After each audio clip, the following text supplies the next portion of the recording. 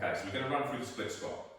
Split squat is very similar to a lunge, but we're going to stay on one side, going up and down on that one side, and then once we're finished, we'll go on to the other side. So we're not alternating like you possibly would do with a normal lunge.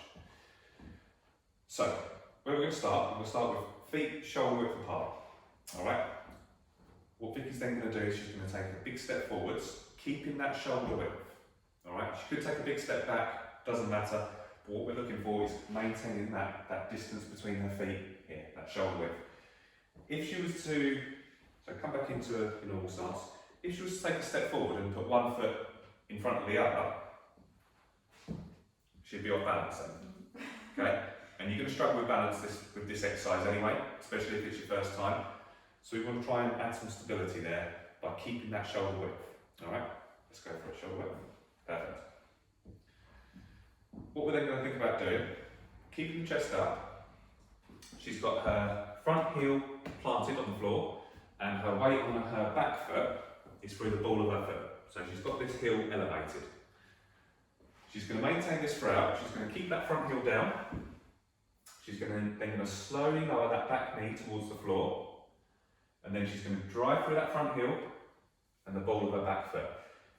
If, like now, her front heel starting to lift up slightly, what she'd do is she'd come back up, she'd then take a slightly bigger stance, so take the foot to there, and that's going to allow her a little bit more room to keep that heel down.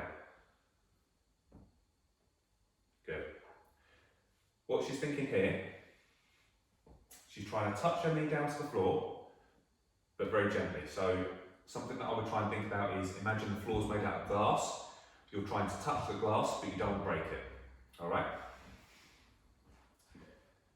Now this setup, how we've got it, you're going to be working the quads, hamstrings, glutes, a little bit calves, but primarily she's going to feel this through her quads. If we wanted to change this and get her feeling it a little bit more for her glutes, what she'd do, swap legs for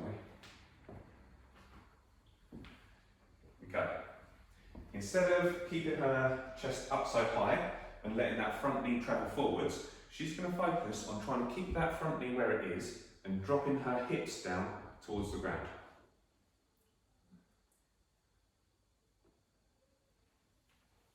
Good. So what's happening here is the glutes are having to do a little bit more work than the quads would on the previous example.